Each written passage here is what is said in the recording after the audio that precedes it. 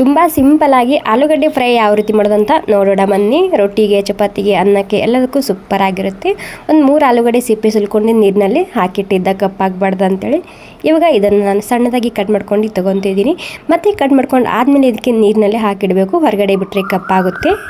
3 ಆಲೂಗಡ್ಡೆ ಕಟ್ ಮಾಡ್ಕೊಂಡು ಆಗಿದೆ, ನೀರಿನಲ್ಲೇ ಹಾಕಿಡ್ತಿದ್ದೀನಿ. ಇವಾಗ ಕಡೆಯಲ್ಲಿ ಒಂದು 3 ಚಮಚ ಎಣ್ಣೆ ಹಾಕ್ತಿದ್ದೀನಿ. ಎಣ್ಣೆ ಬಿಸಿ ಆದಮೇಲೆ ಜೀರಿಗೆ, ಸಾಸಿವೆ, ಬೆಳ್ಳುಳ್ಳಿ ಮತ್ತು ಹಿಂಗೆ ಹಾಕ್ತಿದ್ದೀನಿ. ಮತ್ತು 1 ಬ್ಯಾಡಗಿ ಮೆಣಸಿನ್ಕಾಯಿ ಮತ್ತು ಒಂದು ಅರ್ಧ ಚಮಚ ಉದ್ದಿನಬೇಳೆ ಮತ್ತು ಕರಿಬೇವಿನ ಸೊಪ್ಪು ಹಾಕ್ಕೊಂಡು ಹಸಿ ವಾಸನೆ ಹೋಗೋ ತನಕ ಹುರ್ಕೋಬೇಕಾಗುತ್ತೆ. ಇವೆಲ್ಲ ಹಸಿ ವಾಸನೆ ಹೋದ್ಮೇಲೆ ಇವಾಗ ಕಟ್ ಮಾಡಿದಂತಹ ಆಲೂಗಡ್ಡೆನ ಸೇರಿಸ್ತಿದ್ದೀನಿ. ಅದ್ರ ಜೊತೆಗೆ ರುಚಿಗೆ ತಕ್ಕಷ್ಟು ಉಪ್ಪು ಮತ್ತು ಅರಿಶಿನ ಕೂಡ ಸೇರಿಸ್ತಿದ್ದೀನಿ. ಇವಾಗ ಒಂದು 2 ನಿಮಿಷ ಲೋ ಫ್ಲೇಮ್ದಲ್ಲಿ ಎಣ್ಣೆಯಲ್ಲಿ ಇದನ್ನು ಫ್ರೈ ಮಾಡ್ಕೋಬೇಕಾಗುತ್ತೆ. 2 ನಿಮಿಷ ಆದಮೇಲೆ ಇದಕ್ಕೆ ನೀರು ಚಿಮ್ಕಿಸ್ಬೇಕು. ಒಂದು ಸ್ವಲ್ಪನೇ ನೀರು ಚಿಮ್ಕಿಸಿದ್ದಕ್ಕೆ ಒಂದು 3 ನಿಮಿಷ ಮುಚ್ಚಿಟ್ರೆ ಸಾಕು, ರೆಡಿಯಾಗುತ್ತೆ ಇದು.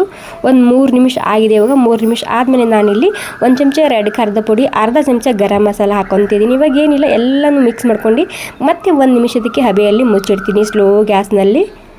ಓಕೆ ನೋಡಿ, ಇಷ್ಟ ಆದರೆ ಸಾಕು. ಸೂಪರ್ ಆಗಿರುವಂತಹ ಹೆಲ್ದಿಯಾದ ರೆಸಿಪಿ ತಯಾರಾಗುತ್ತೆ. ಥ್ಯಾಂಕ್ ಯು ಸೋ ಮಚ್ ಎಲ್ರಿಗೂ. ಇಷ್ಟ ಆಗಿದ್ರೆ ಒಂದು ಲೈಕ್ ಮಾಡಿ. Thank you.